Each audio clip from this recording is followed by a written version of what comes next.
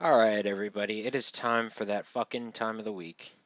Did I just say it's that time for the time? Yes, I did. I don't give a fuck. It's time for Shokugeki, no fucking Soma. So, you know what? This week uh, won't have as much discussion as last week or whatever. Whenever I did the review, the last time I did the last chapter had so much that it was like a 20-minute video. This will not be a 20-minute video. I can see the future, guys. Trust me. Um, Anyway, there was like just that quick flashback of we've made our decision, or at least I'm assuming that's a flashback.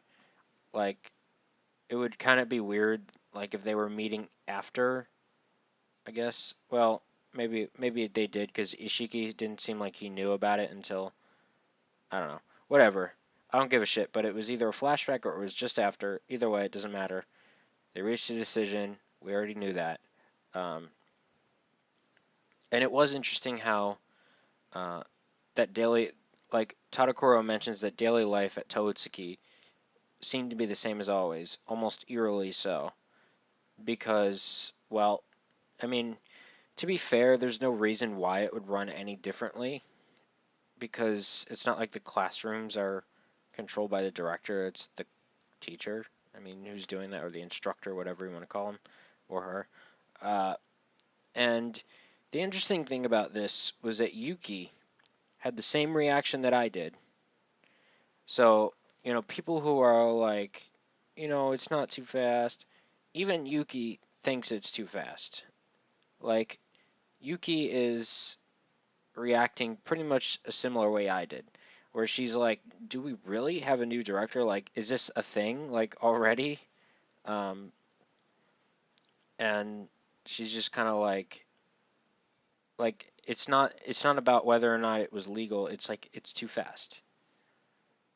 Though, to be fair, I also thought it was kind of weird, but, and even like the whole cooking is everything argument, like Senzaemon has created for himself such an empire with cooking. So it's not like he didn't have that like cooking like step advantage, I guess you could say, whatever platform. There you go, the platform. Like the Elite 10, they're only just beginning their careers. Senzaimon's been has his career like it was solid probably like 30 years ago. You know what I mean? So it's like he still should have a much better platform to stand on than the entire Elite 10 combined, even with Arena in that fucking list, even with Tsukasa, Aishi. Um, so, with that being said, I'm not going to bitch about it anymore because it is weird, but I'm not going to talk about it anymore. However, um, Ishiki obviously did not side with the director, or did not side with Azami. He sided with Senzaemon, most likely. Um, and that was pretty much noted by Ibusaki. So, yeah. Um, Azami's speech talks pretty briefly about that. It was definitely interesting how, like, there was nothing tyrannical about the speech that he made. After the speech he made in Arena's booth, which was very much tyrannical, um, this one was extremely normal in comparison. It was like, our previous director did a great job. However, I'm going to carry on my duties as a successor. I'm going to do my best. Stuff like that. Like, it's like a typical speech you would expect from any normal like head of any company. You know what I mean? So like here Azami is being like super nice to like everybody. He's like, I want to see Toadski with my own eyes. He's like, all this like for the people stuff, and it's almost like, wow, he's like acting like a really nice dude, but we know better. We just fucking know better. He's even treating Erina like almost doting on her, and she's still terrified, which is like obvious. It's so obvious. Like we know better. and so does Erina, obviously. So does Hisako to some extent. Um, but yeah, like, I mean, that really was fast. I'm just saying. Uh, but yeah, like the Curry sisters, Natsume and Orie, uh, basically it's like they're saying that these are his these are his true feelings. Like he's not feigning any kind of innocence. Like it's truly his feeling that he wants to like do his best as a director. He wants to he wants Totsuki Academy to succeed.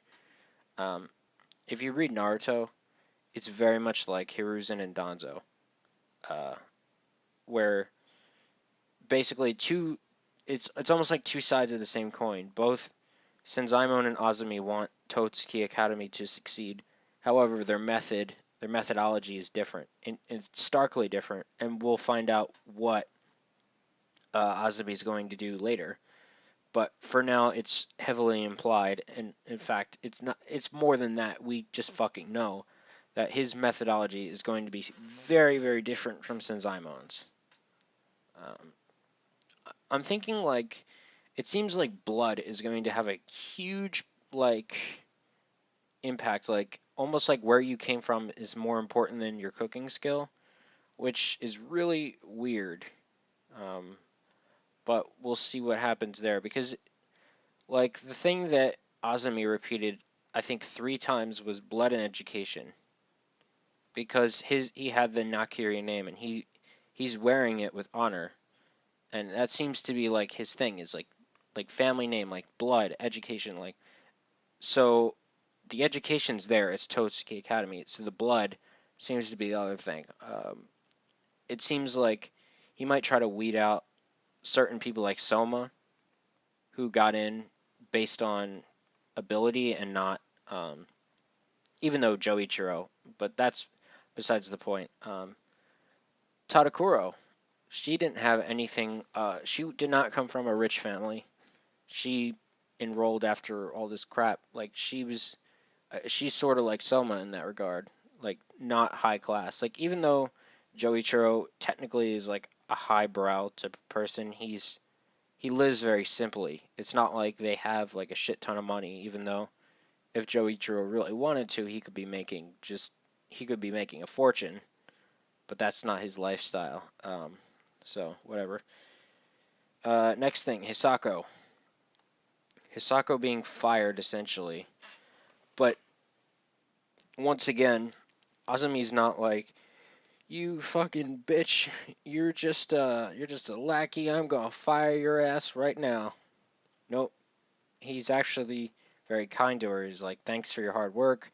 I'm sure, I'm sure that you did a great job. That her burden was lightened quite a bit thanks to you, which I'm sort of quoting from reading the chapter. So he's complimenting her, and he's being nice. So it seems like those are his earnest feelings, like, but he's also firing her essentially. And that is like, and Erina tries to speak up, like with his Sako from now on, man. And he just that fucking face that he comes in when he says, "I will be by your side from now on." I mean, this man, it's like if it was from any other person, you'd be like, "Oh, how nice! It's a father who wants to be with his daughter."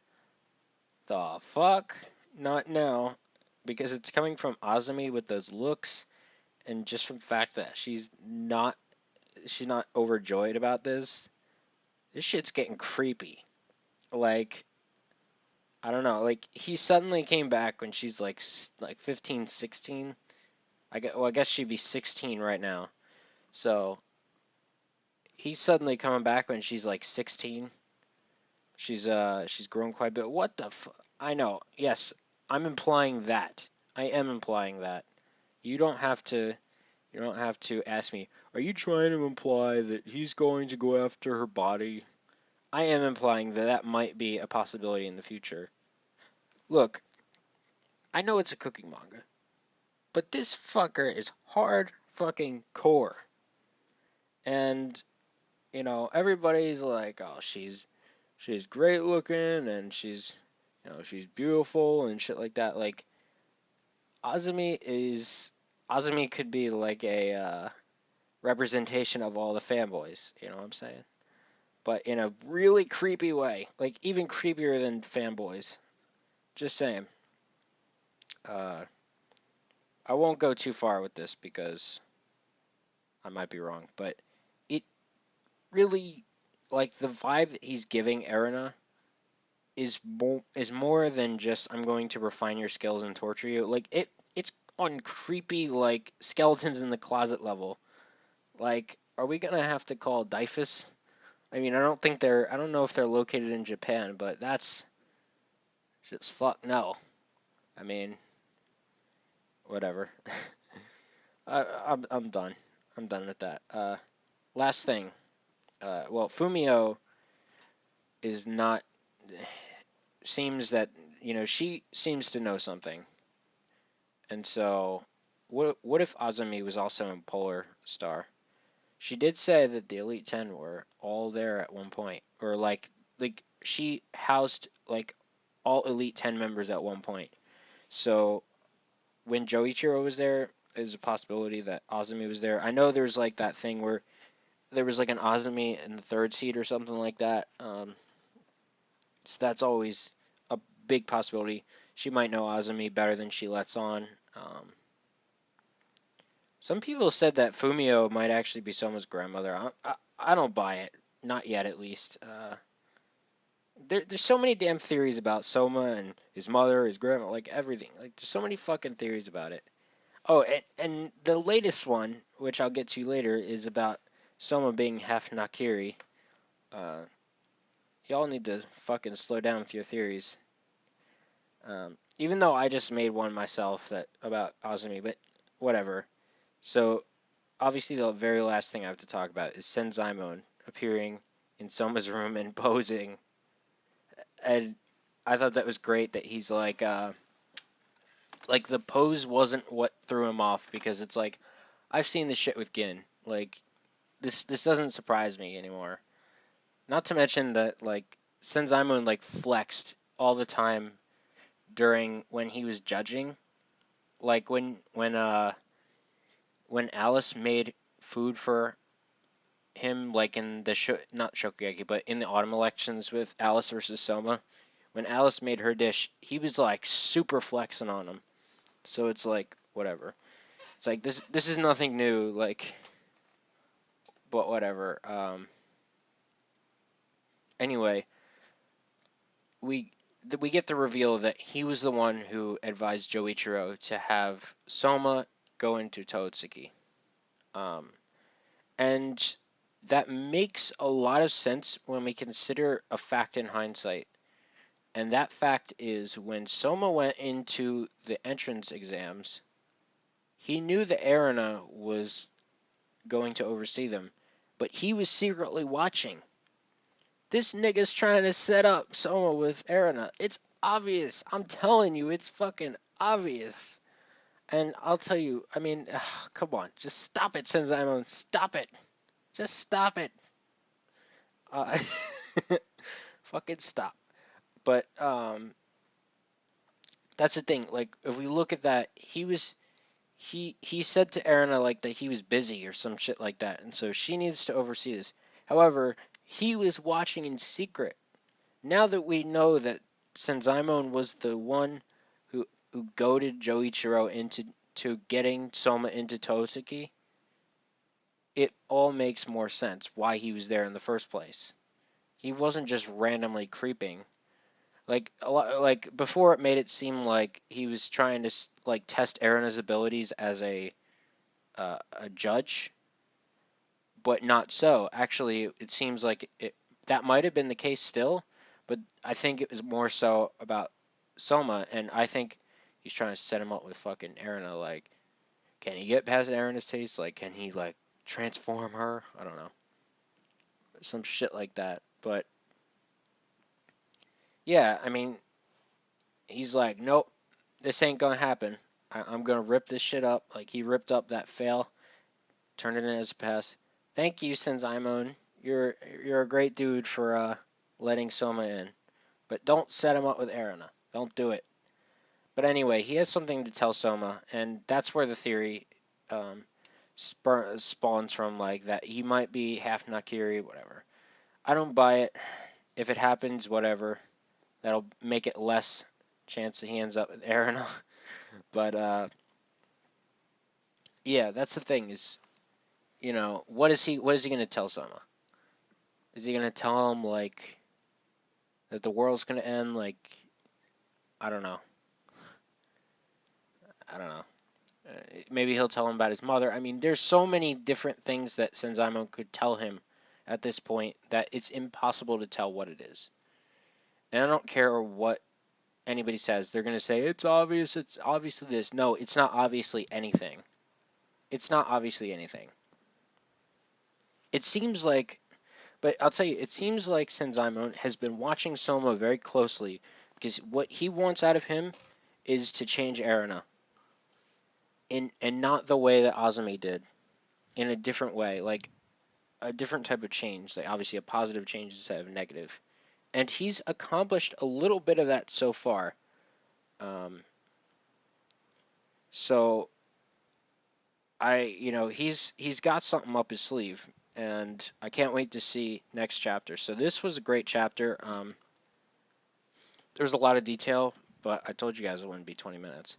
But oh yeah, see, now that's proof that I didn't record that afterwards. But I'm just saying. Anyway, no, it's not. I could have easily edited it, but I didn't. Just trust me on this. Uh, anyway, that's it. Thank you guys for listening, and we'll see you guys next time.